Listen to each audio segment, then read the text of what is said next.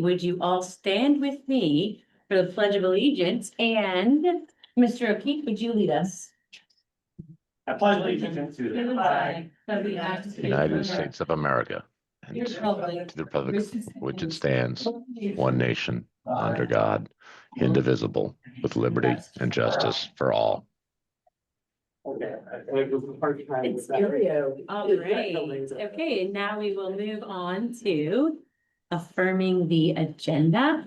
I'm hopeful that you all received the opportunity to look over tonight's agenda and that you are good to go.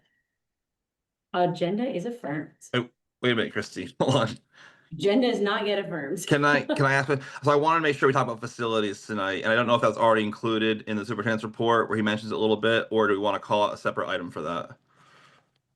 We can talk about it, superintendent. We will talk about that in the superintendent's report. Okay, then I'm okay with the agenda.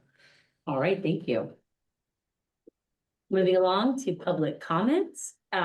Our procedure is that if you wish to speak during the public comment session, in-person guests will be allowed to speak first.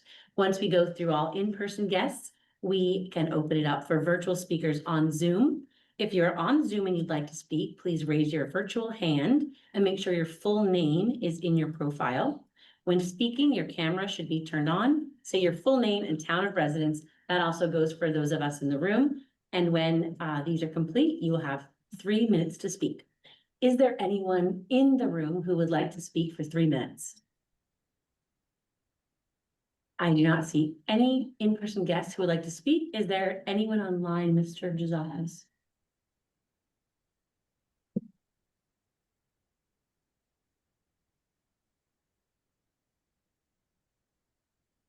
One attendee not raising their hand. All right, then we'll move on. I'll turn it over to Ms. Facey for the budget presentation. That's fast. Sorry. Surprise. So actually, I'm going to turn it over to Superintendent Barry to do the first few slides of the presentation. All right.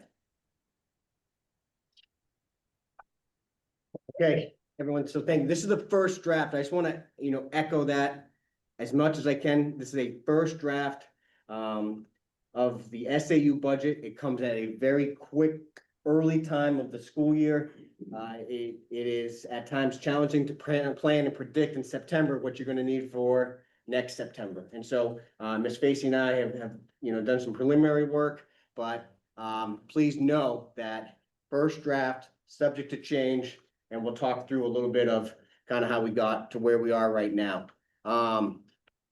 Keep in mind, public education, crazily highly regulated, federal law, state law, local, lots of things that influence our budgets. And, Ms. Facey does a great job of keeping us consistent and keeping us on the appropriate path to develop our budgets and keeping, federal, state laws in place, and then some of our local collective bargaining and all the things that go with that. So please know, I think a budget is a reflection of your values. You see this slide come up very often with me. I do think some of the things that happen in public school that, not nimble enough, don't evolve enough, don't respond to the needs of the community, don't anticipate as well, but we actively try to do that. So people say, hey, why does the org chart look different, right? From 26 to 27, or why did you need that position in, 2025, but now you need a different position in 2026? Why is that the initiative that you have in 2024?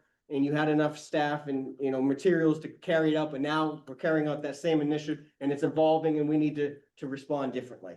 I definitely think budgets evolve and we're obligated to. And as people know, I'm a Sizer guy. I'm an old school coalition guy. And I think really, if there was a 10th principle, that would be the 10th principle. School districts and schools need to be intentionally evolving and intentionally aware of what their communities value. And students change, and the way students learn change, and their values and their families' approach to schools change. And so you'll see that as a reflection of our budgets, not just at the SAU, but at your local levels at Mount Vernon, Amherst, and South Deacon. Please know this. We have created a language around engage, challenge, and support all learners. We've created a language around the framework. And we're committed to fulfilling the promise of our mission, of the framework, of public education. This is me as an educator, this is my stamp, this is my reflection. We're working towards, every day, I've been doing this since I've become a school leader.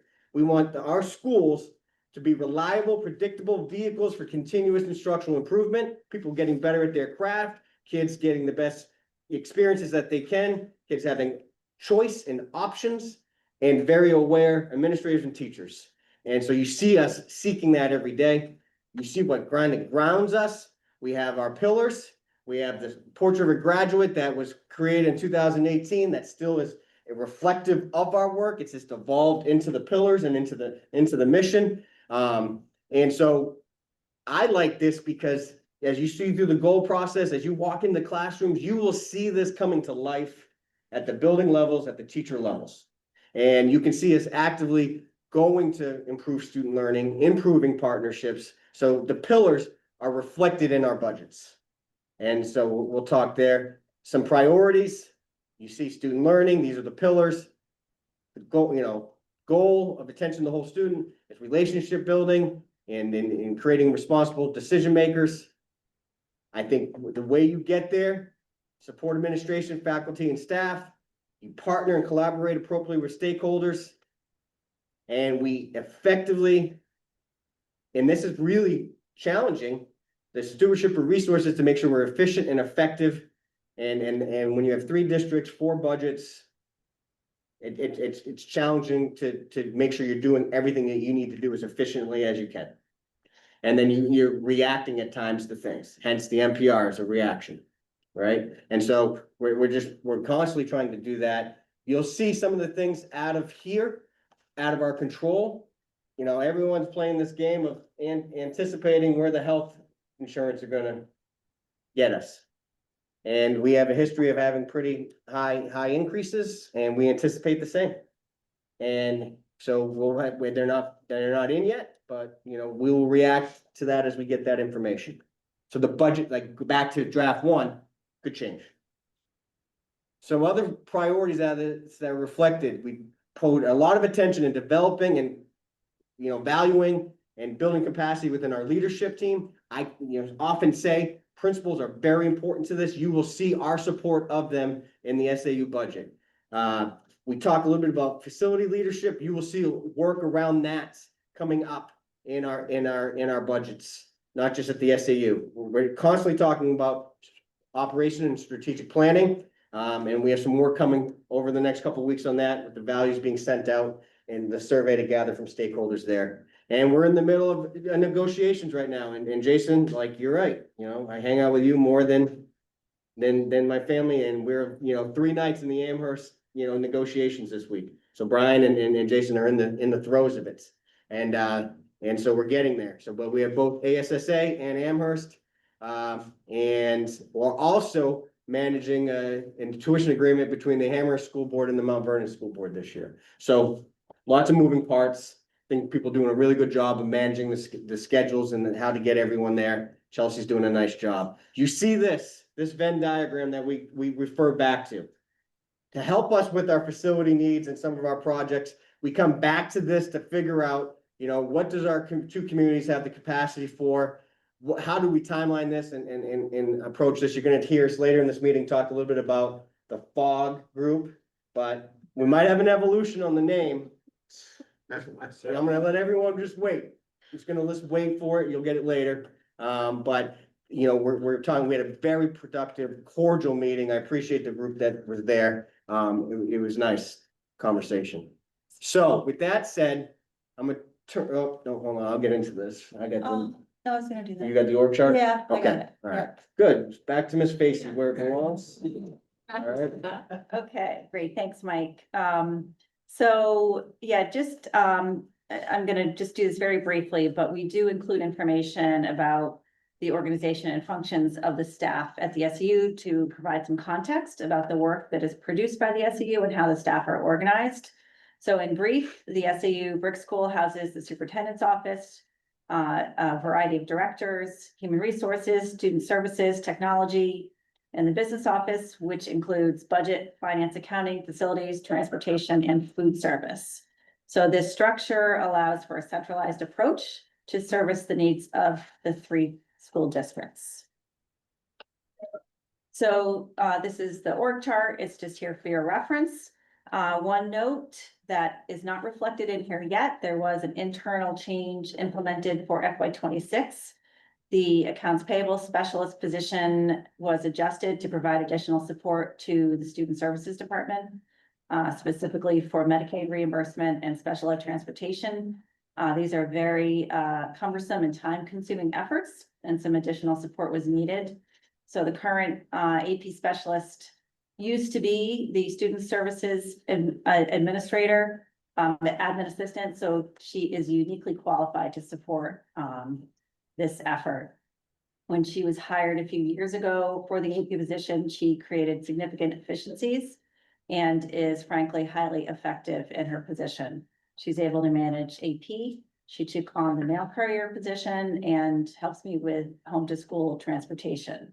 So this, the business office position is now allocated 0.85, and we have 0.15 to student services.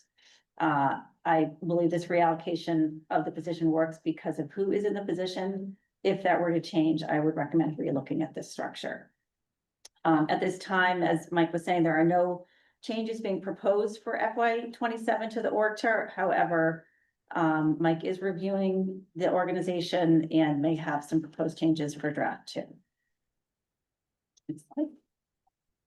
So these next slides, Bob, you can just kind of, where's it, Bob, and Mike, you can go through quickly. These are just for your reference only. They provide broader detail on the specific functions of the various departments. I added these a few years ago. It's helpful as part of the budget review process to understand the work that is provided by the SAU. Go to slide 22, budget presentation. Yes. So next we'll move to the budget presentation. So this is the executive summary and budget drivers. Please don't throw anything at me. But the FY 27 budget is a 7.7% increase, or $250,344 over the FY 26 adopted budget. This budget is divided into 2 main categories: personnel, that includes wages and benefits, and non-personnel, that includes facilities, technology, operations, which is primarily services like legal, audit, supplies, phone, etc. So for personnel, a major driver of this budget is the projected increase in health and dental insurance. We do not yet have rates from Health Trust, but we're informed that the state average this year is 10%. So to be conservative at this point, we projected a 15% increase. Hopefully, we'll be given a lower rate, and that will be reflected in draft 2. We typically receive rates in early to mid-October, so I will have them available for the October 30th draft 2 presentation.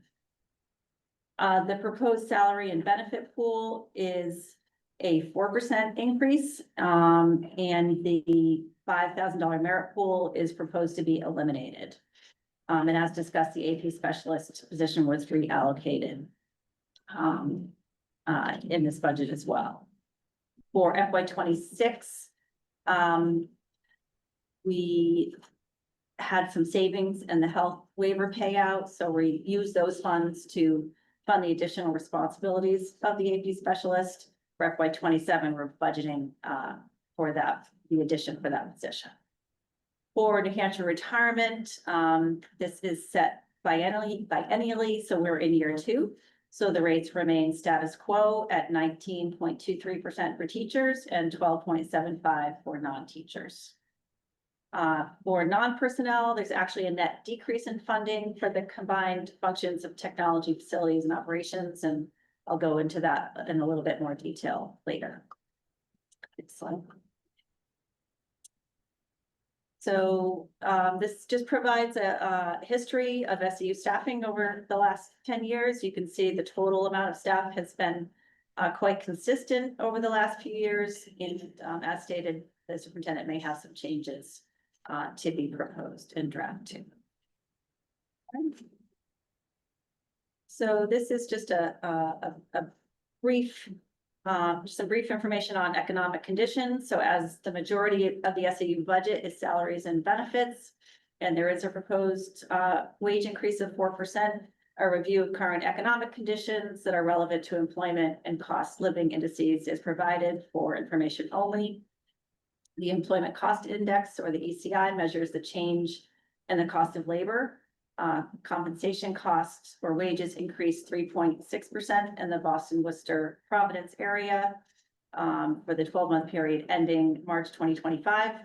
For some reason, the Bureau of Labor Statistics did not publish this data for June of 2025, which is typically the data that I'm using in this report. It just didn't give it for some reason. The Consumer Price Index, or CPI, is a measure of the average change over time in prices paid by consumers for goods and services.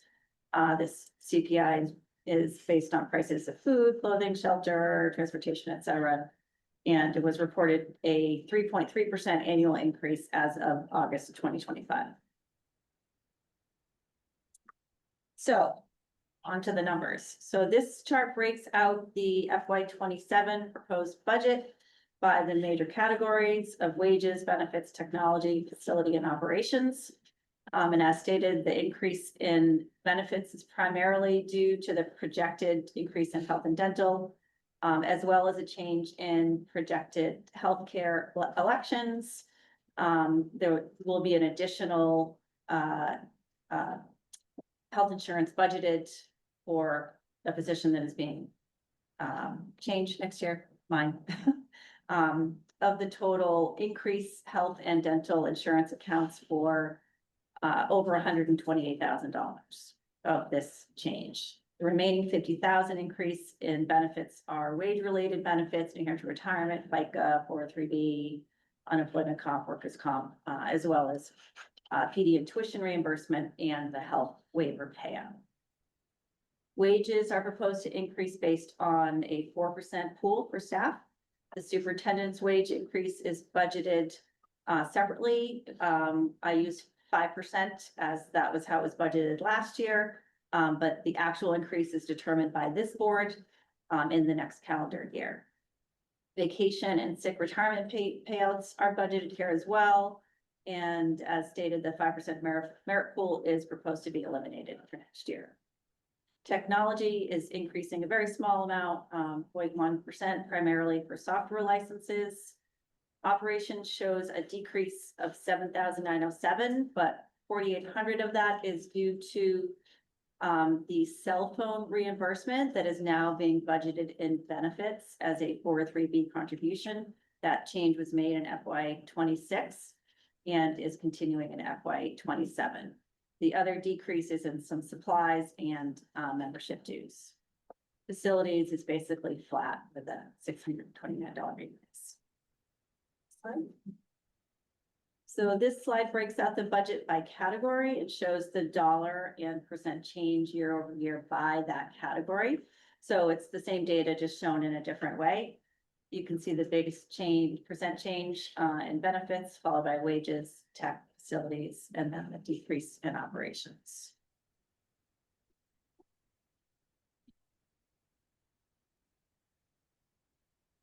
The wall. Yeah. I've never heard it. That's right. Vice Mayor's office? I heard about that. So weird. I've never heard that go off before. I mean, I still went there. I mean, it's in theory, I think they want to. Hello. I do. DoorDash. So, Chase Bank for somebody. I thought maybe your car warranty was out of. That's a first. It's a first for me. Great. Strange. So this slide also is a proposed budget by category. It also provides a visual pie chart. And as expected, the majority of the costs of the SAU are for wages and benefits. 56% wages, 35% benefits, tech 4%, operations 3, facilities 2.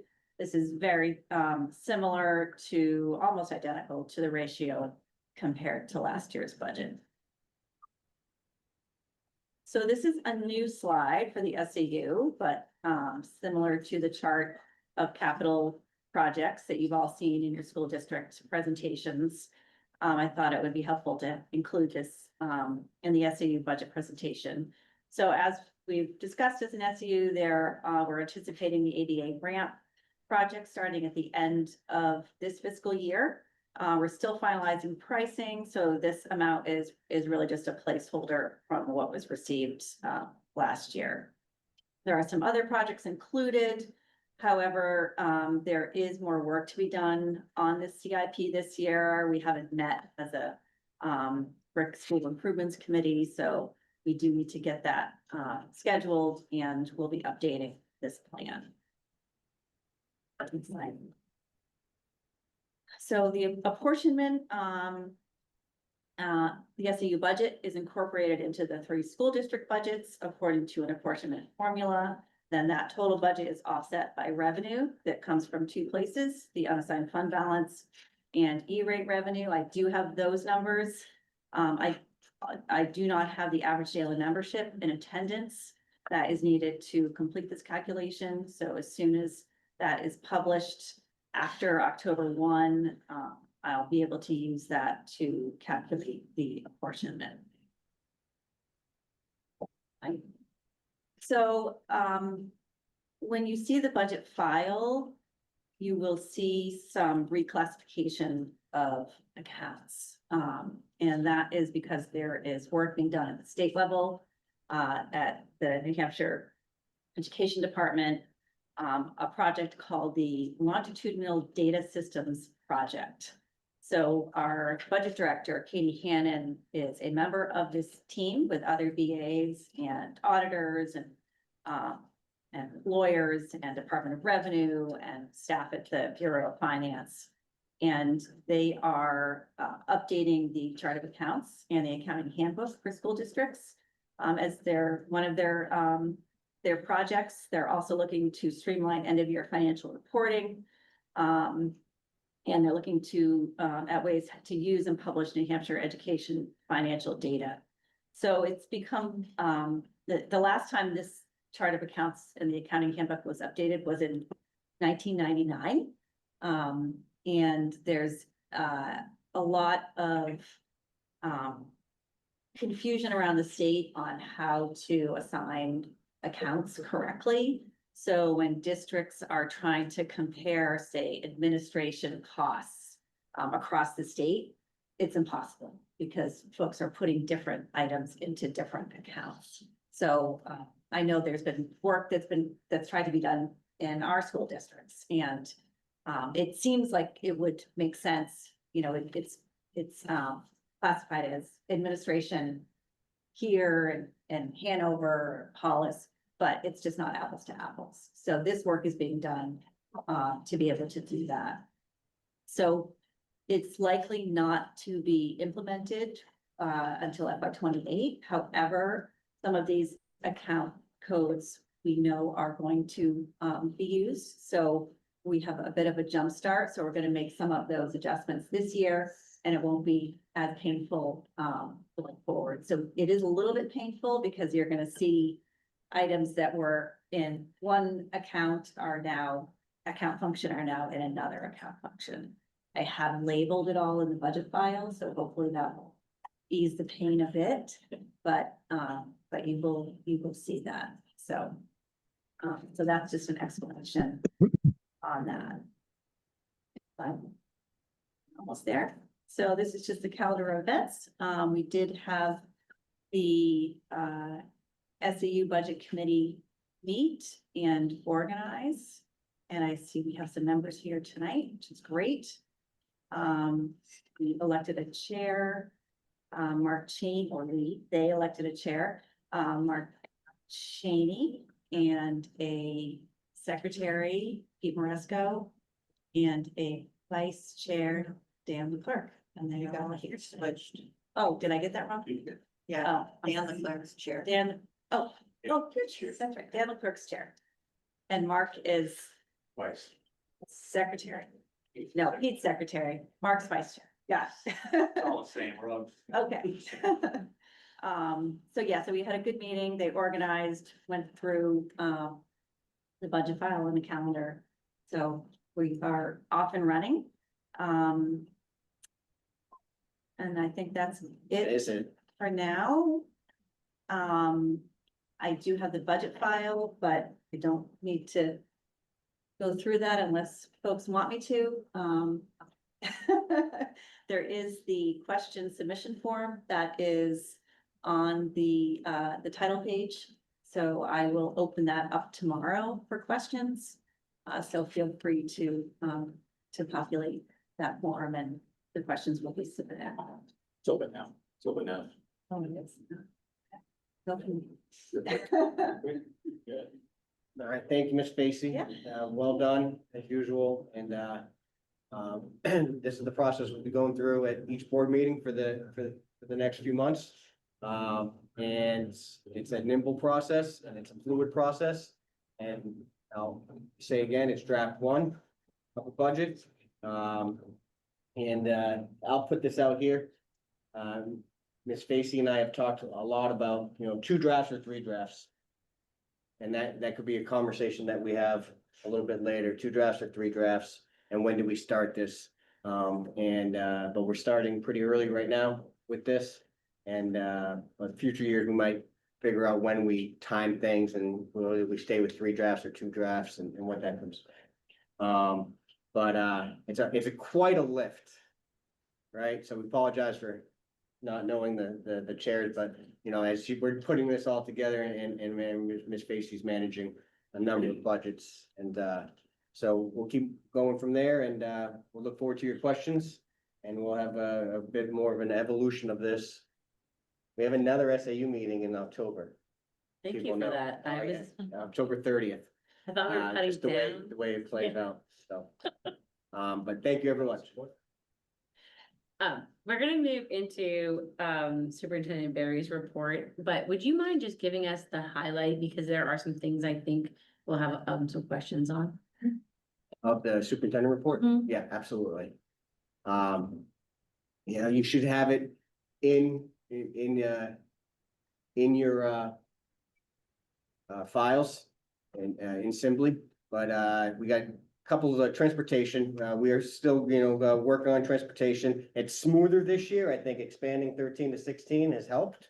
A lot of effort behind the scenes, still partnering with Butlers to get this going, but a little smoother. We still have some issues, but I appreciate the response. We did reorganize, as Ms. Spacey, to us help respond internally a bit better. Karen's doing a really nice job with that. We did put out an RFP for transportation for SAU 39. We did receive 4 bids from Butlers, Durham, First Student, and STA. We need to get into and evaluate that a little bit more. We're currently reviewing the materials and that review is still continuing on. But if you can recall, if you were here a few years ago, we had 1 and now we have 4. And so I take that as a win.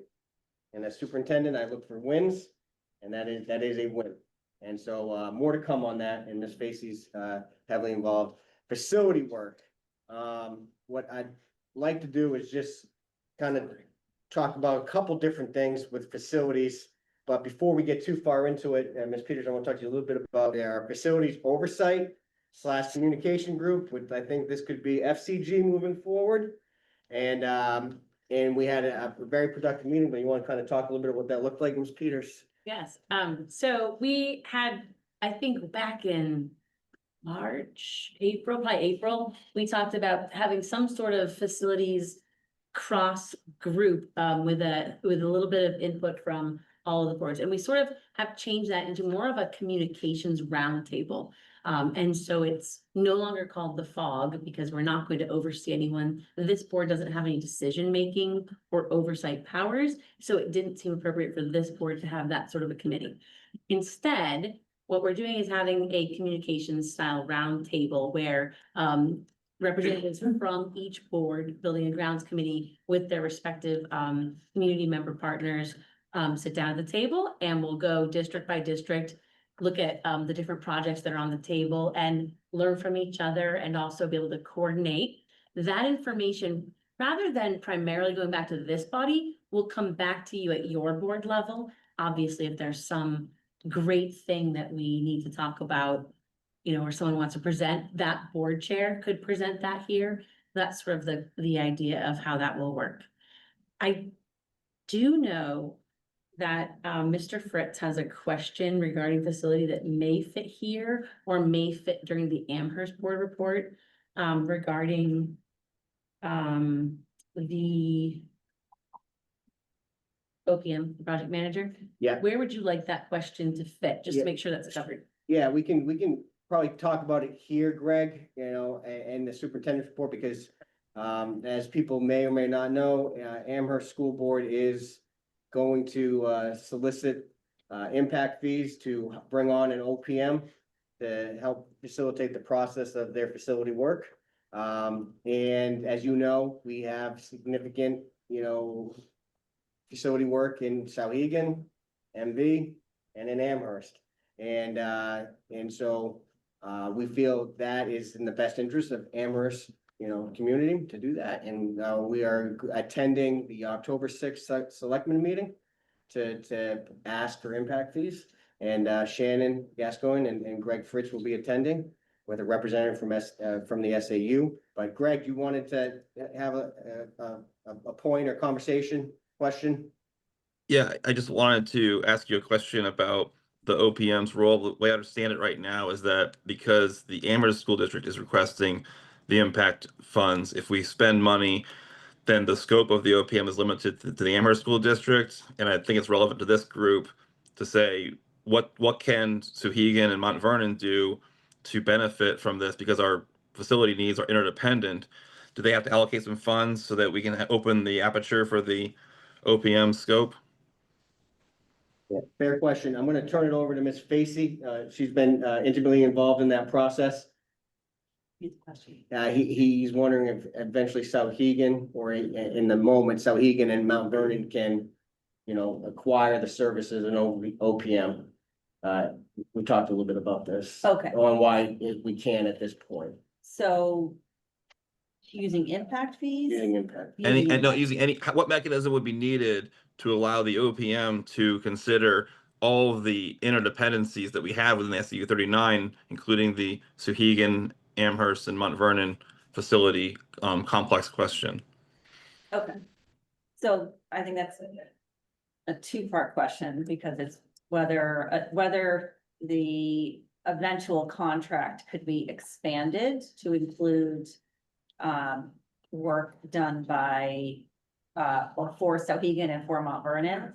So yes, that could happen. I mean, it would have to be worded specifically for those districts. But then there's the question of the funding source. So the funding source would really need to be up to the individual boards to determine that.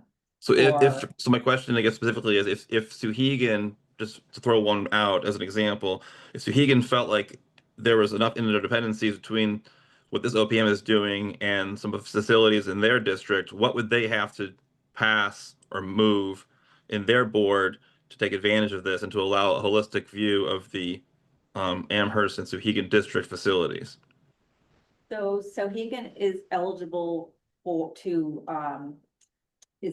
for impact fees from the town of Amherst. They can only receive reimbursement for about 85% of whatever the cost of that contract would be, because that's the apportionment between the town of Amherst and the town of Mount Vernon.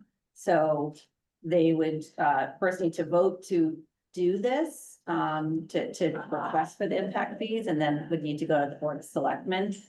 The question that I would pose is, what's the scope of the work, and is that scope of work eligible for impact?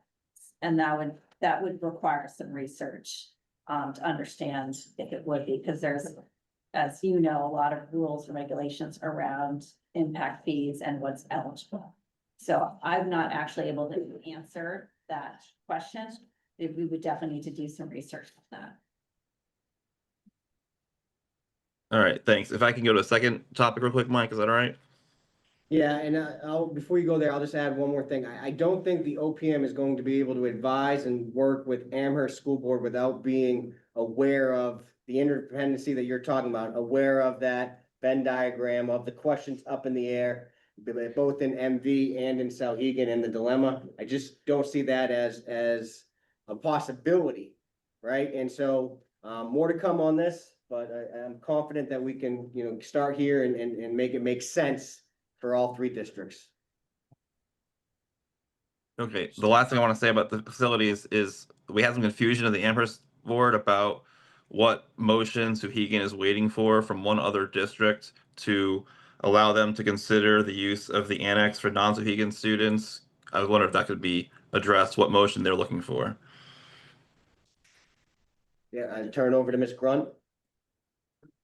So back at this point, it was over a year ago, there was a motion at Sauhegan School Board that said, we will not continue discussing the 7th and 8th grade in coming into either the cooperative or using the annex unless approached by another board. That's where it stands today as that motion. All right, thanks. And then before we move on from that piece, is there anyone here who had a question about the, yes? Or an additional RFP need to be sent out for each board Or an OPM. for an OPM. Is there? What What would would there we- be? Or The can you board give me that? decides, or even us at large group at SAU level, would another RFP need to be sent out? I would think that's really up to the board. I didn't know if there was RSAs or anything. Rules, I but mean, we we need. left off the policy. I mean, there's a lot of questions. I don't know the scope of what it would be. So you would have dollar amounts where you would need to, according to policy, go to RFP. So I would refer to that. But not knowing what the scope of work is and approximately how much it would be, I don't know if I can answer that. Any other questions specifically to the facilities communication group? Yeah, I just want to clarify. I just want to clarify with regard to the question, which is that. In order to do that. So he would have to vote to do it, right? We would have to know specifically what project and what dollar amount we would need. Greg, and then the other piece would be, whatever that would be, would need to be lawfully eligible to receive impact fees. So my guess would be the scope of that would be restrained by that eligibility. Does that sound right? Potentially, not necessarily, but potentially. Right? Or we could figure out a budget line item, correct? Yes. Then Yeah. let's do that. Yeah, Just like we could here to share additional information. For the hourly rate that would be hired. yes, Could include this in the FY 27 budget. Absolutely. yes. Okay, then, I think unless there's any burning question about the budget process, if you just want to touch on long-term planning. Yeah, so in the next week or so, we're gonna be sharing out the survey that you guys all took part of during the summer retreat and that admin and staff and students have. We're sharing out with parents and families and community members for them. In there is a document that you should have access to see the results from the various, schools and staff and administration and boards. And we're gathering information as we work on this project. And then talk a little bit about cell phones and the personal device. I feel like it's going as well as it can go in regards to cell phones. It's going pretty smoothly in AMS, Clark Wilkins and MV. Sauhegan's, working pretty smoothly. Walked around the buildings the last 2 days a little bit and don't see a whole lot of cell phones. It's refreshing, right? I see more cell phones here than I did in an 11th grade classroom, and that's a good sign. That's a really good sign. And we are working met this week about some of the devices at Sauhegan and, some of the RAM and some, being able to do some of the things that we want, and we're troubleshooting that. And, so with that, I'll just take any questions or anything like that from this group around the superintendent's report. Mr. Manning. Just with regard to cell phone and personal electronic devices section, I think we've talked about this before, but some of the concerns that have been presented to me are that the existing technology they're using in the classrooms might be underpowered for certain types of utilization, like, I don't know this for a fact, this is just what I'm hearing secondhand, is like AP courses, et cetera. Some parents have come and said that it might be beneficial for us to look at and benchmark other districts like Bedford and Hollis Brookline that have other, We'll talk about that. Our is that something we're looking at? Yeah, we're investigating it internally and externally, but I feel like for the most part, for many kids, devices that we're using, it works. However, there are a pocket of kids that, you know, for whatever reason, it might not be as appropriate. We're trying to troubleshoot that. Like I said, we had a meeting with the IT staff at Sauhegan and the administration this week, Bob and I, and figuring out how to move forward for this school year. Thank you. Thank you. Any other questions on the superintendent report? All right, thank you, guys. Appreciate it. Thanks for the opportunity.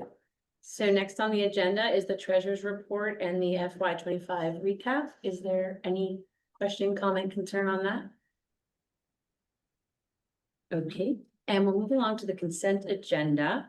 I already know there is going to be a policy pulled off of agenda item 2. So let's just go to the draft minutes. Any question, comments, or concerns with the draft minutes from August 19th? John?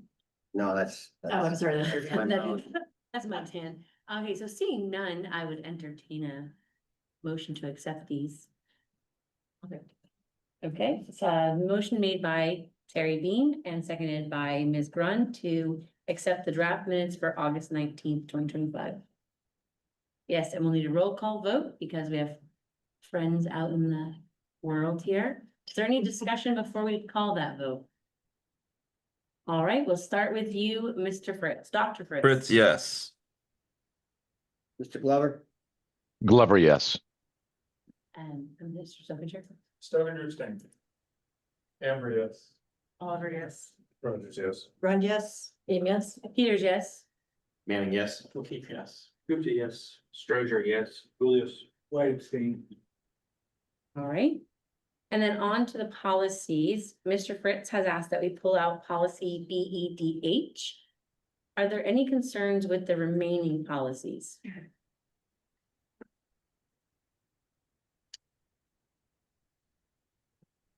Okay, seeing none, I would entertain a motion to accept and adopt the remaining policies as presented. Ms. Beam makes the motion and Ms. Grund seconds. We will have some discussion if there is any. There's not, and so Dr. Fritz, Fritz, yes.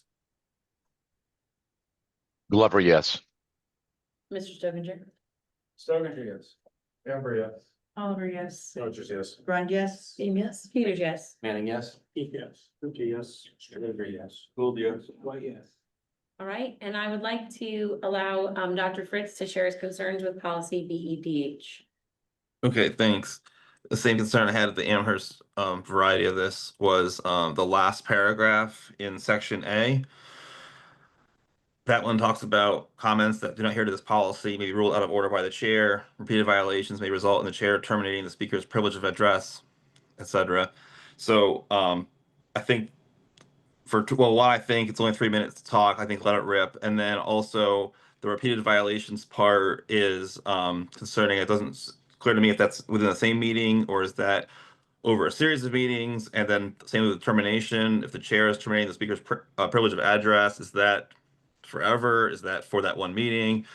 I think this is also fraught with legal danger. I just think we can listen to people that are potentially a little bit close to out of order for 3 minutes and respect their concerns and rather than silencing them and hoping they don't manifest those concerns in other mechanisms. So I just think the whole paragraph should go away, and I'm happy to adopt the policy without that one paragraph.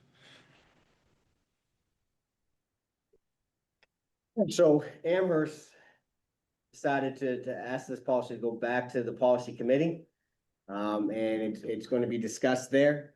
So this group can ask the same thing you didn't approve it, but it's going to be discussed at policy and then brought back.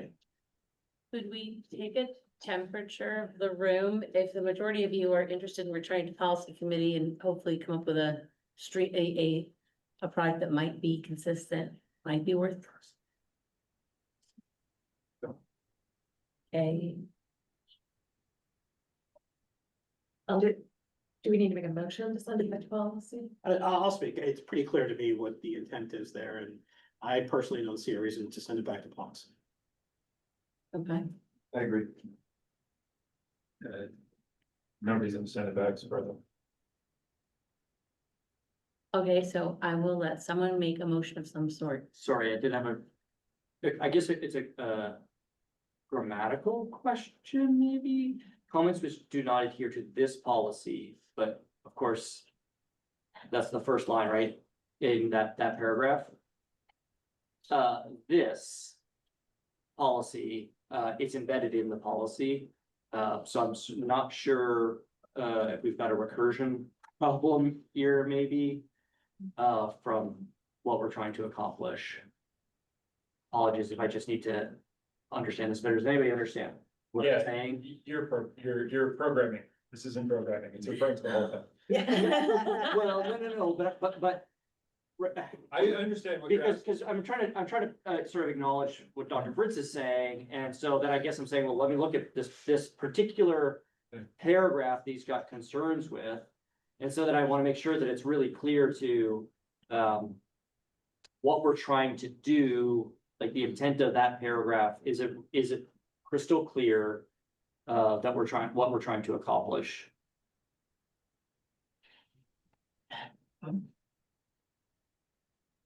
Yeah, I think it's just saying comments that don't adhere to what's stated in the rest of the policy. Right. From there forward? And the whole thing, but Okay. it doesn't really go into the detail. Policy. BEDH. Yeah, but then why is that paragraph in section A and not in section, say, B? I apologize if that was obvious to the people that were working on it. I think because it's a general state, right? It's a general statement. Basically how the policy could be enforced. Because it's addressing comments, but comments is in B, not in A. That would, I guess, would be my question. Yeah, I guess that's fair. I think because A is the general meeting policy, and most people don't need to go past that, and it's just that if we're. Then C was to make it specific, this is specifically about disruptions. Yeah. Specifically because we experienced the disruption. And realized, well, then we need to give the chair some specific instruction, I think. To how the meeting, what terminates a person's opportunity to speak at that meeting. And I don't read this to say that it terminates their privilege forever, but just for that meeting. Yeah. That's my reading as well.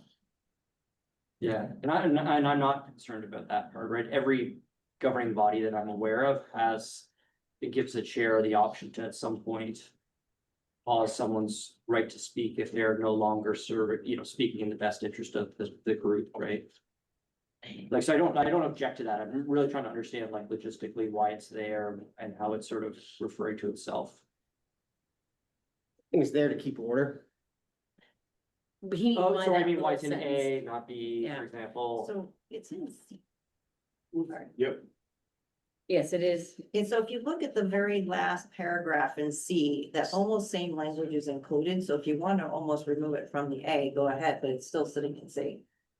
And that's where the meeting disruption is discussed. So if you want to leave it there, leave it there, but does it matter if we're gonna leave it in C, whether it's already? It's a think- duplication language, but it doesn't change the language. Yeah, It does though, because the one in C actually talks about the meeting. So it's only the meeting that they're being directed to leave. It's not, it's very clear what their action is and what can be taken as a result.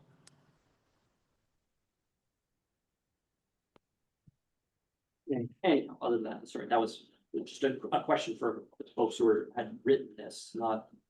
Yes. Is there a motion? I'll make a motion. Oh, go ahead.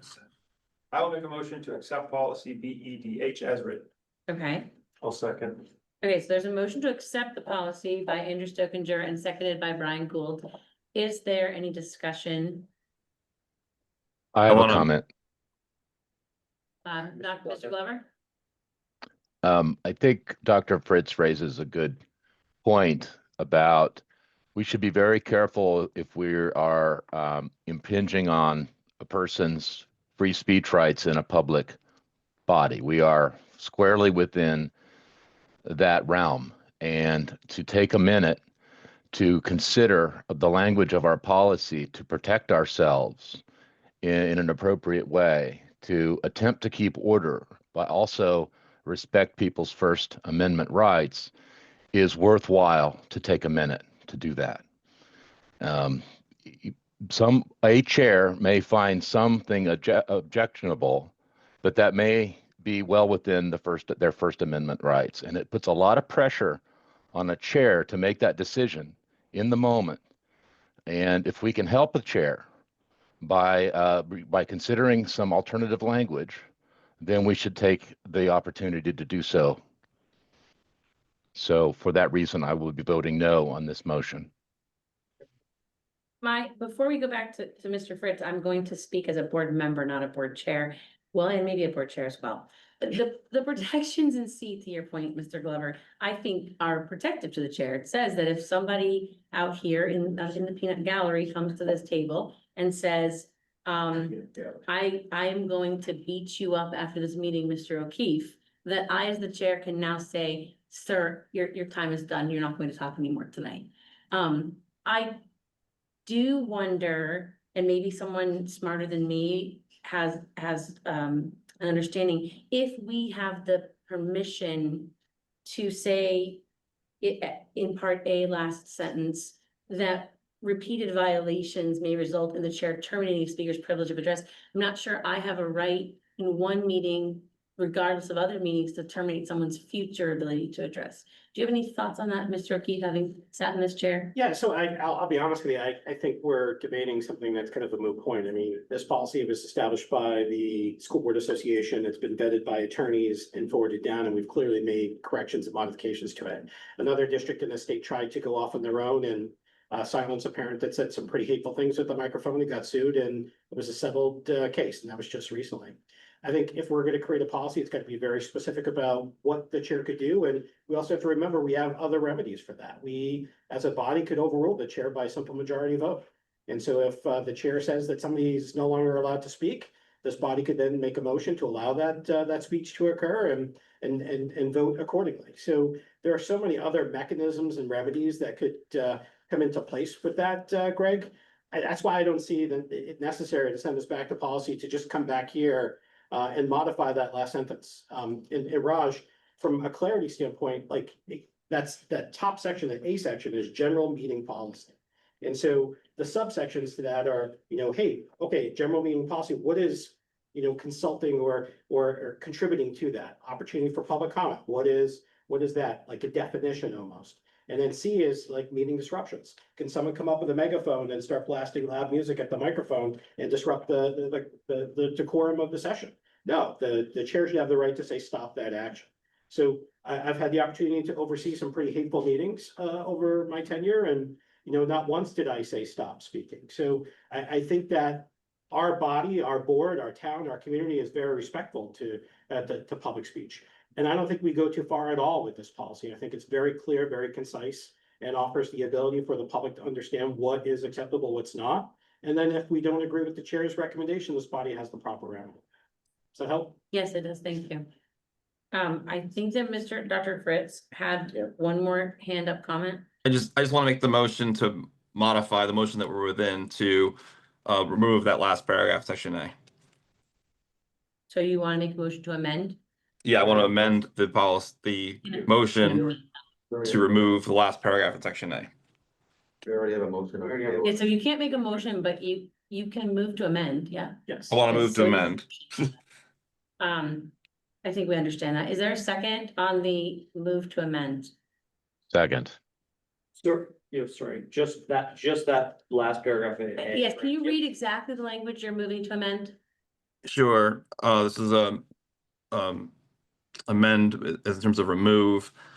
Comments which do not adhere to this policy may be ruled out of order by the chair. Repeated violations may result in the chair terminating the speaker's privilege of address and possibly deeming the violations a disruption to be treated as discussed in section C below.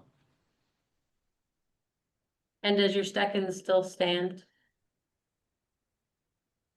Thought I heard a Yes. second. Yeah, Mr. Glover seconded. All right, is there any comment on the amendment beyond what we've already discussed? All right, then I'm going to do a roll call vote on the amendment to remove the last sentences, paragraph of section A, policy BEDH, beginning with Dr. Fritz. Fritz, yes. Glover, no. Okay, Stover, no. Amber, no. Oliver, yes. Rogers, no. Run, no. Aim no. Peters abstain. Manning, no. O'Keefe, no. Gupta, yes. Strider, no. Cool, no. White, no. Okay, so the amendment did not pass. We're now, Hold on. We gotta Gotta- do the proportion, not the proportionate, the proportionate vote. We have It's not to a- get the tool out. okay, you can get the tool out. Yeah, I'm going to. I don't think that's necessary for a decision that is not within the authority of the SAU board.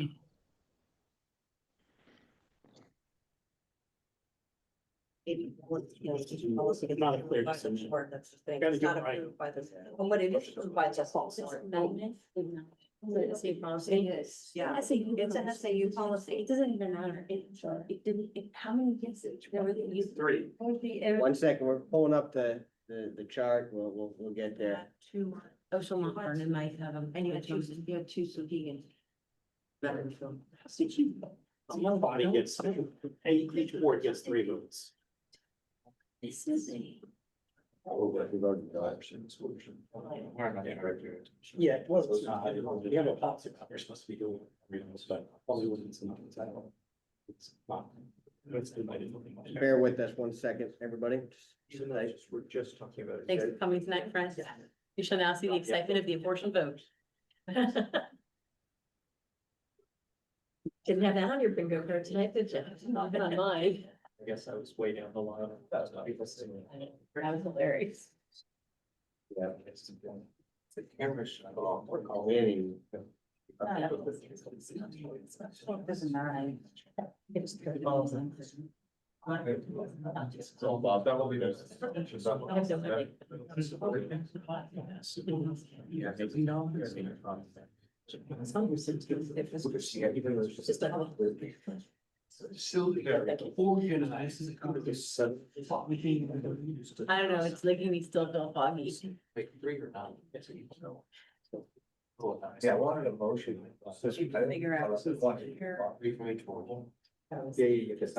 to SAU 39. Okay, But we only had 3 votes. we're gonna work on this. Can't wait. So. We have a motion on the floor.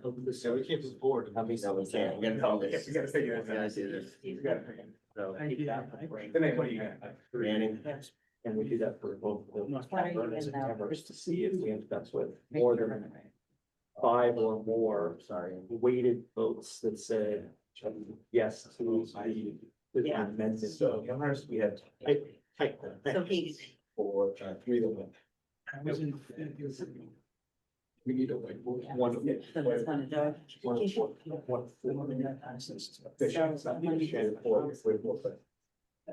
So 1 of 4, so 25%. Yeah. A third. 25%. So 1. So we have a motion, just leave it on favor. Go back and give it again. We will in a second. We'll vote again and when we're ready. We just gotta get the board members. We did not anticipate this being part of the meeting tonight, so usually we can anticipate when we're gonna have an apportioned vote. That was something we did not think was going to be part of this meeting, so it's okay, we'll get there. Just bear with us, it's the time frame we're gonna be over. We're already. Yeah, exactly. We're already. Right here, huh?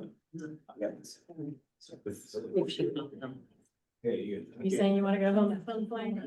Jason, how selfish are you? You're saying you wanna go home at some point? Listen, it's a 45-minute agenda. I'm doing some vegan right now. So vegan, you've got all Brent Glover, Gupta Manning, Keith Peters. brochure? Oh, that's right. But then abstentions don't count.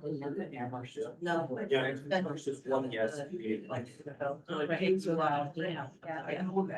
But not. Yeah. Fritz, yes, Oh, yeah, it's just two. Nervous too, Yeah, you were. It said it, I meant the, and It's just me.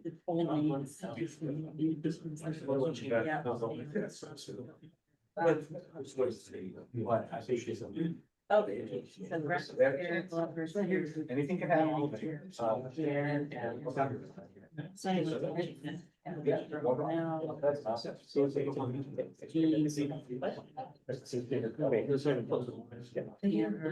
Is that right? We're just missing two. Yes. Yeah. Hey, but I haven't here. So it's fine. This is, I don't know what spreadsheet you have, but this is. Okay. So I agree with what I said. They don't to be here. That's. Right. Do you want to? But it's not gonna be good. There's only.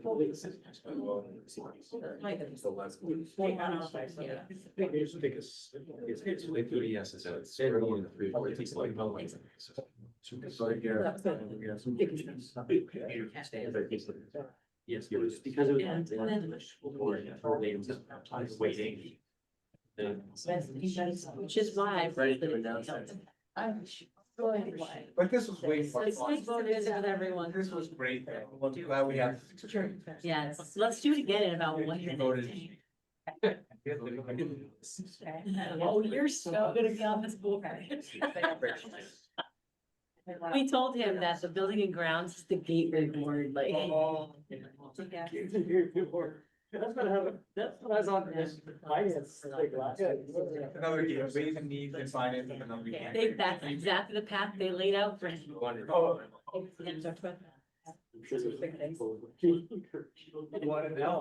You ready? Okay. She's good, we're good. We're good.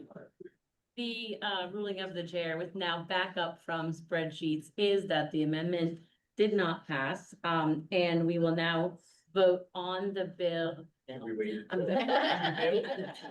in another setting. We will now vote on the motion to adopt BDH as it was presented. Fritz, Is no. everyone ready for the question? Fritz is a no. Glover, no. Stover, yes. Amber, yes. Hungry, yes. Rogers, yes. Brad, yes. Steve, yes. Peter's yes. Manning, yes. O'Keefe, yes. Gupta abstain. Sturgeon, yes. Cool, yes. White, yes. Mr. O'Keefe, can you That- back up my assumption that the policy has passed? Thank you. That was instructive. It wasn't being funny. All right, board business. We'll move to board chair updates, and I would like to begin with Mont Vernon. Is there a representative from Mont Vernon who is going to give the board chair update this evening? Yes, Hey, Mr. Amber. yeah, so Mount Vernon School Board had our first meeting Thursday, first meeting of the school year, Thursday, September 18th.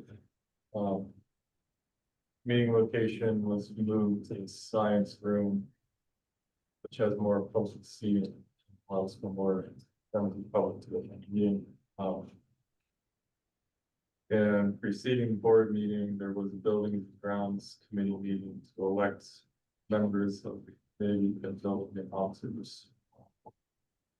So the committee members are James Strozier, Dave Carteret, and Dave Shinsky. We also made our committee assignments for the year. Our opening day enrollment was 226 plus 9 homeschool students.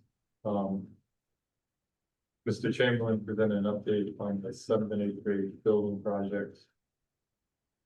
The revised plan was presented that reflected the requests of the board, reference to cost and scope of the project.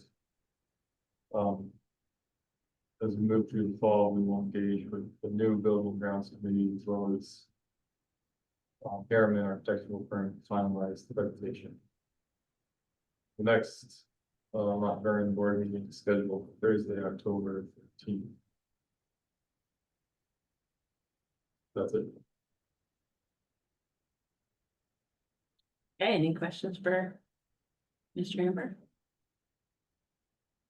All right, we'll move to the Amherst School Board and Mr. White is on. All right, we got a lot going on, but I'll try to rapid fire. So a lot of this has already been alluded to or explicitly stated. Currently bargaining with 2 groups right now, AEA and ASSA. In addition to that, we are going to be working on tuition agreement with Mount Vernon. Other better news or good news is the playground is open at Wilkins. PTA is hosting an ice cream social on October 7th. You may or may not know the NPR is half usable at the current moment, but we're receiving proposals and really looking forward to getting that all taken care of.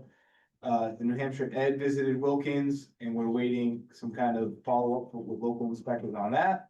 As already mentioned earlier, we have an RFP out for an OPM. Something that I hope everybody will be able to attend. We have a listening session. You should receive an email on October 15th about a listening session. So we hope we can get a whole bunch of people with that. We adopted board goals and we have a budget subcommittees November. Yeah, add a little bit to the listening session, so there will be a message going out via school messenger. There'll be a flyer delivered to each door in Amherst. And there'll be some social media and we'll be continuing to update this. We want people to attend this. We've partnered with Sauhegan teachers who are trained facilitators. And they're going to be running some of the breakout rooms as we ask direct questions of our community. We're looking forward to this evening and we are going to be advertising it and promoting it to get as many people in attendance. We toyed around, there was a question like, do you have a second event or do you have a Zoom meeting? And the answer is going to be no, this is going to be the night. And then if we need to, we'll find another way to solicit some information from the staff or from the community. But we're putting a lot of emphasis on October 15th at 6:30 at Wilkins for a listening session. So appreciate that, Jason. And as you noticed, there's quite a bit going on in Amherst right now. And I said this tonight at the Amherst board. They've had over 5 meetings in less than 5 weeks. Never mind negotiations 3 or 4 nights a week. And so they're a hardworking board right now. Not that the other boards are not hardworking, but they are working to solve some of the dilemmas on behalf of their community. And so I do appreciate the Amherst board members and the amount of time that they are with their board and subcommittee. So it's a thankless job sometimes. I think Brian would like to add on to it. Can I, actually, I'm gonna put you on the spot a little bit, Mike, I apologize, and I appreciate the recognition, but can you speak? Well timed. Can you, yes, sir, can you speak to the New Hampshire Ed being there, like what premised it, what they said? What's Yeah. taking place, and can you also speak quickly to the NPR? I'm assuming everybody knows what's what, but. Yeah, absolutely speaking. So a gentleman named Tim Carney from the Facilities Department of New Hampshire Department of Education, a couple Mondays ago, head turned inquisitive, gave me a phone call, said he received 5-6 emails in the span of 30 minutes on an afternoon from concerned citizens of Amherst about the building. and requested a tour to come. He had like 12 or 13 topics, you know, from exposed piping to WAFs to the NPR to the crowded spaces. There was a list of things that he wanted to look into. Gave him a tour with myself, Bob, Kathleen Murphy, sat down with him. You know, a couple days later, he responded. He said, "Hey, here's what I would like next steps."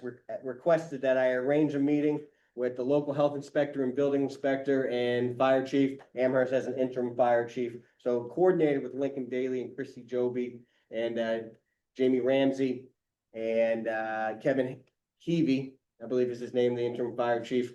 Went on a tour, looked at some of the spaces, decided that there was going to be another inspection done by local people who sat down, and that's happening at a later date after the full-time fire chief comes on board, and continue to partner with the town to coordinate that. Waiting on a follow-up email from Tim Carney about his latest visit, and then he will hear from the reports of the inspections at the local level to further confirm if the building is safe and healthy. And that's what they're looking into. And there were some questions like, do we want a third party inspection, not local, you know, maybe at the state level or a company that does this? We're exploring that. Tim Carney is looking into that. Other SAUs and towns have asked for that as well. So that's where we're at the visit there. As far as the NPR, you know, we, you know, informed people that, you know, we are, you know, half in use. The other half have scaffolding. There was a termite infestation that was discovered and required us to close down half of it. We do have some shoring up. It's been signed off by a structural engineer. And right now, we've worked, Amy and I met with a structural engineer company in DEW. They're gonna work to gather some more information to finish the proposal. We do have a finished proposal from one company, and they are waiting for our decision, and we have a little more vetting and work to do on that. And that's the update on where we are right now with the NPR. It is not in use. It is creating a substantial inconvenience for the staff and students at Wilkins. And, you know, I think people have heard me, like driving to school on September 2nd was a tough day. You know, knowing that the playground wasn't open and knowing that NPR was half open and knowing that second graders are gonna be eating lunch in their rooms predominantly, that gym teacher is moving around, you know, switching up lesson plans.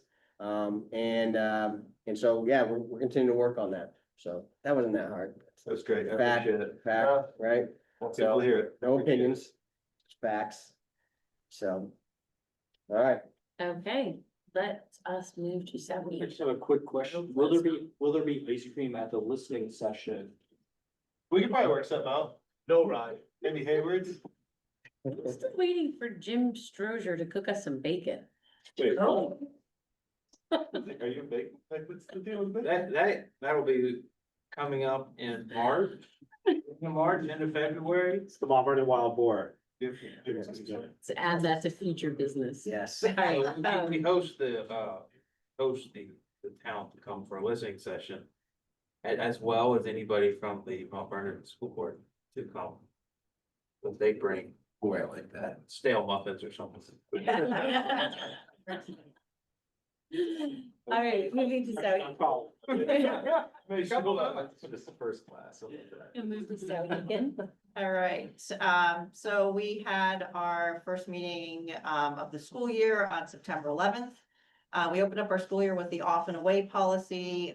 You know, as Mike mentioned, we're working through issues. We find that the high school students work very differently than probably the younger students because they're learning in so many different ways that we're trying to address all those issues. And, you know, I want to thank everyone here, the admin staff, Mike, our IT guys, working with them to do the best we can. And we're going to continue working forward to make it the best education for them.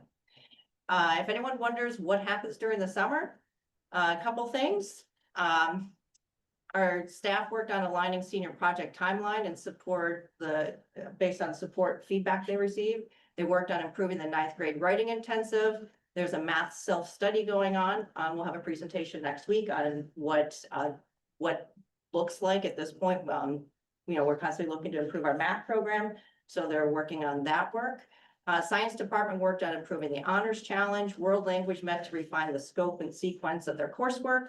AP biology focused on the updated AP biology course and exam description to ensure rigor and alignment with exam expectations. PD for teacher instruction advisory curriculum was worked on to ensure benchmarks and goals are provided. Getting to why students, staff worked on why, review of the YRBS preparation, and there'll be a community event later in the school year based on information that they've obtained from the study. There's training that happened for community council and executive committee, which was fantastic. It was given by Dana. The students, staff, community members, administration all met here and received training of who community council is, what do they do, what's their responsibility?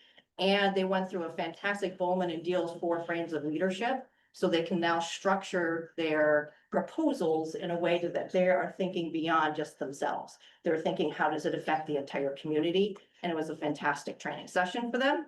As you walk through here, you can see there was facilities work with skylights. Their skylights are being put in. There is painting all on the first level of the core part of the building.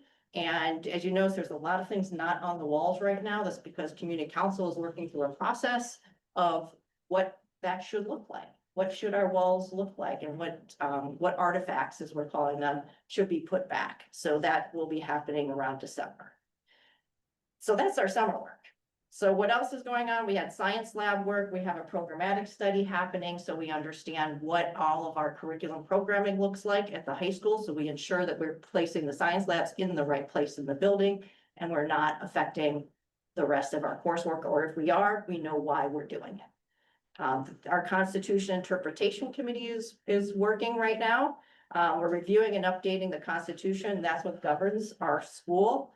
And it's a school board policy as well. And this work is to align it and our work to support who we are as a community and how we will govern Sohegan High School. So this is a combination of students, staff, school board, and administration working together and trying to make sure that we update our policy, but also to look at how we are functioning as a school. We had club day, senior night, homecoming, robotics. There was constantly looking for mentors, all of our athletic programs, football, cross-country, field hockey, volleyball, golf, soccer. We're nonstop and it's only September. I just want to thank the PTSA for the support. Super active group of people. We supported all their fundraising, and they're supporting our staff with grants. And our next meeting is Thursday, where we'll receive our budget for the first viewing. So there's a lot happening at Sohegan, and we look forward to a new school year. Any questions? Okay, let's move to our committee updates. We'll hold policy committee for just a minute because we do have some policies to go over and let them report there. Brick school maintenance has not yet met. We'll keep you posted when we do. Long-term planning, we covered in the superintendent's report. Also, we covered the facility communication group. Mr. Glover, has the wellness committee met? It has not. All right, and we move to RSET. RSET, I was just telling Stephanie, we have the assistant of the director is going to be trying at the end of the school year, trying a hybrid approach to her job. She's physically moving, but will be working remotely part of the time and then coming back to be in town part of the time. And they're this year looking to see if that's a feasible way to do it, because the value that she brings to the program and her unique abilities to support it. And a lot of what she does is meetings and online and policy and anyway. And so that's one thing. And we received a notice that the treasurer, is that what Charlie is? I believe so. That he. Business administrator. Okay, so he's given his retirement notice. And so we started talking about his replacement and then started the first round of budget for their cycles. So those are the major things going on. And the only remaining committee is the PD committee, and we have not yet had a meeting. If we did, no one told me. Yes. So there's one more, so the CIP that we're working with the town. So we coordinate the school projects with the community, with the town, and Mr. Fritz, Dr. Fritz was on the committee with me and we reviewed all of the projects with the town, different town departments and the schools. We had a public hearing this week, which was well attended with nobody in attendance. But we'll have, next month, we'll have the actual, what the expenses might look like, as well as tax rate impacts for like a 5-year period. So if I could bring that next month. Yeah, but It's looking at that. thank you. Amanda, I'll have. All right, moving on to board goals, we have for your viewing an adaptation of the previous year's goals for your consideration moving forward. Yes, So. What Christie asked me to do is take last year's goals, kind of evolve them into being current, right? So it's a draft. And it's up for discussion. I do want to give a lighthearted plug. I thought Amherst, of all the board goal conversations I've been part of, was incredibly efficient and had a dialed in, focused conversation. Sometimes these can get long. We can wordsmith this in between things if we need to. But I think the board goals for this body should be pretty cut and dry. But you know, we took a stab at it, and Chrissy did a little wordsmithing, I did a little wordsmithing, and this is where we're at. Sorry to cut you off. no, we had a robust conversation at our SAU retreat that Mr. Manning requested. And so any comments, I hope we've gotten to look over these before now, but.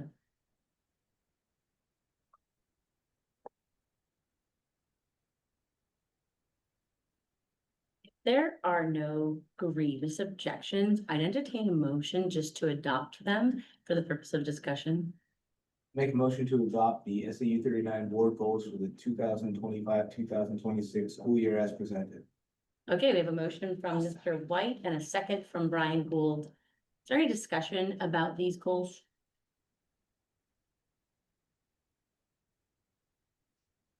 They're just a continuation from the trigger. In that case, I would like to just call a roll call vote. It is now October and we are halfway through this term as SAU board members, so I would like to be able to keep moving our work forward. Dr. Fritz? Fritz, yes. Glover, yes. Stover, yes. Amber, yes. Oliver, yes. Rogers, yes. Ron, yes. Beam, yes. Peters, yes. Manning, yes. O'Keefe, yes. Good yes. Stroger, yes. Cool, yes. White, yes. This may now be Superintendent Barry's favorite board goal discussion. Yeah, well done, everybody. Absolutely well done. A lot of time went into that. You guys, Before today. yeah, we're good, thanks. I have not received any board correspondence. I don't believe there's anything to discuss there. So, Mr. Glover, I believe you're on deck to speak for the policy committee tonight. Didn't we just do policy? There's more, but wait, we did the ones that were ready to be adopted. Board but they're- goals, board correspondence is next, right? Oh, We just policies did that, approved. yeah. Oh, okay, I'm sorry. Oh, right, well, there is the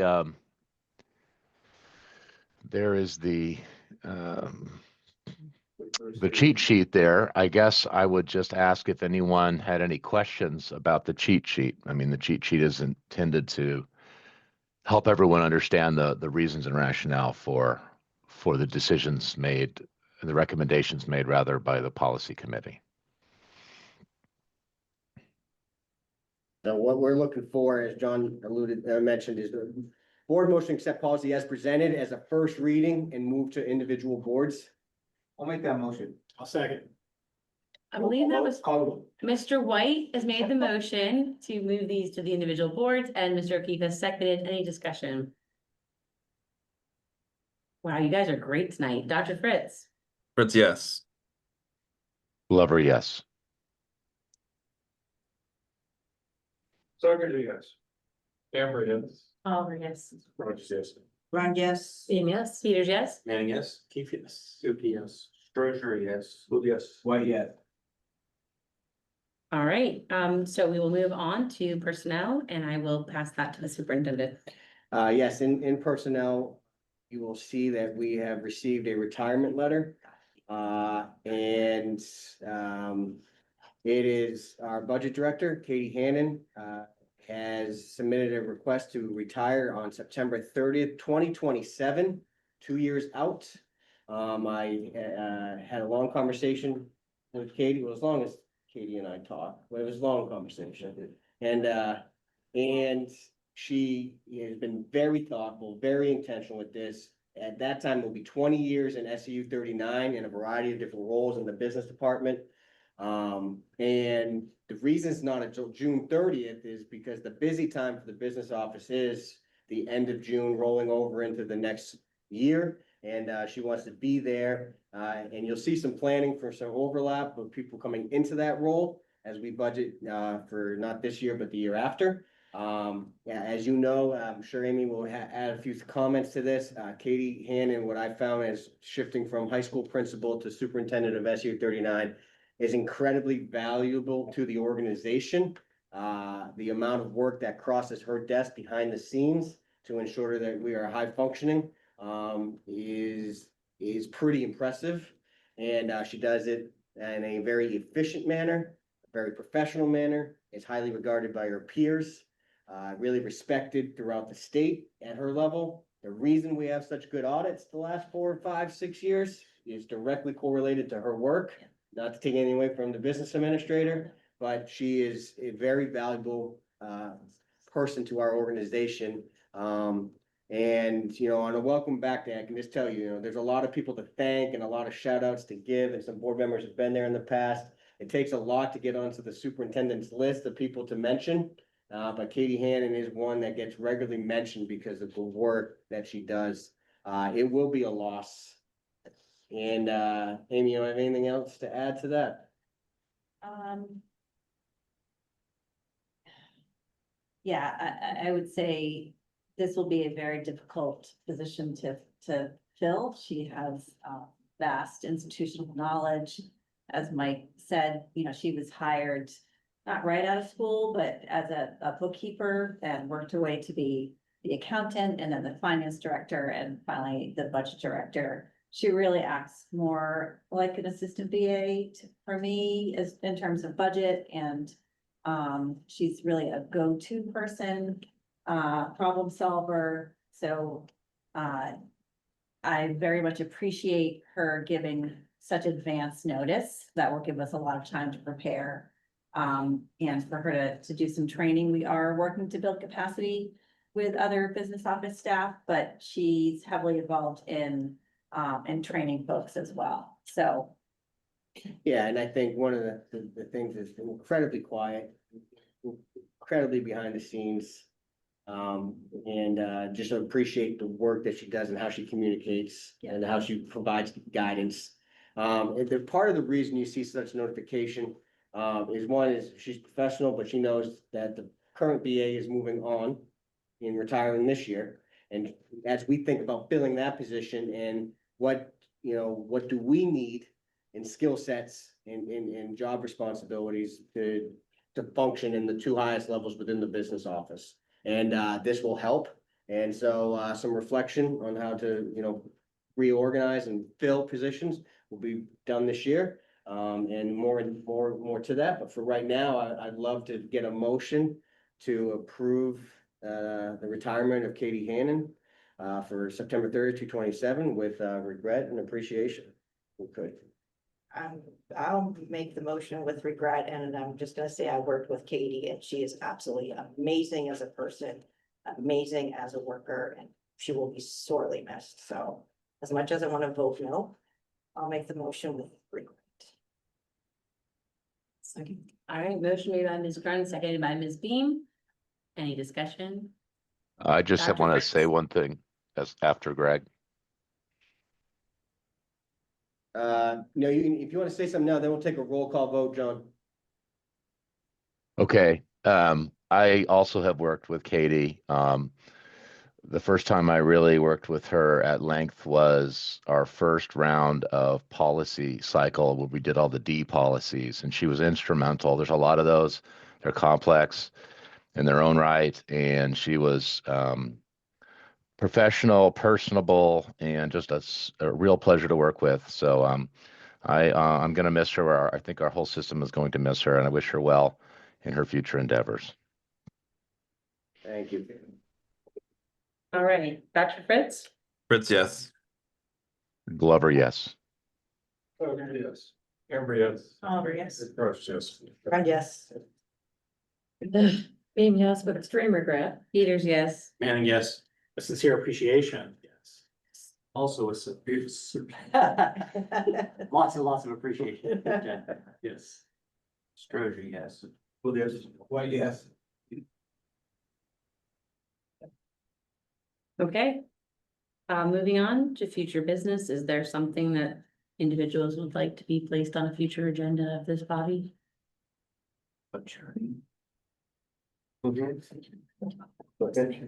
Hmm? So one thing, so Terry and I attended the 91E training this past week, and it was really, really good. And there's a couple things I think we need to just make sure we're all gonna be doing consistently, and I think we need to talk about non-public minutes and what they look like, because we had a conversation about that on the way out the door. And then also, probably just like when we have input from the public, what is attached as a public record versus what is in the minutes. So we're all doing that consistently. I don't know what the right time is. Yeah, there'll be some guidance at individual board members on, board meetings on that. Chelsea and I are working on packaging that so it's consumable. But yeah, there was a right to know training, as you know, held at the Brick. And so, yeah, there were some meaningful nuggets. So, Sounds good. and so we'll get that package for the October meetings for the three boards. Thank you. Okay, we have now reached public comment 2 of 2. Those of you who have made your way through this entire meeting, any of you have something you'd like to share with us before we go home? And is there anyone online? One, but no hand up. All right, is there a need for a non-public session There is tonight? not. Then. Motion to adjourn. Okay, so Mr. Stokinger made the motion, Brian Gould has seconded, it's not debatable, so then Dr. Fritz? Yes. Glover, yes. Amber, Oliver, yes. gross, yes. Friend, yes. Being yes. Peters, yes. And yes. Keith, yes, 2 minutes, 3 minutes. Yes. Regrettably. Both yes. White, yes.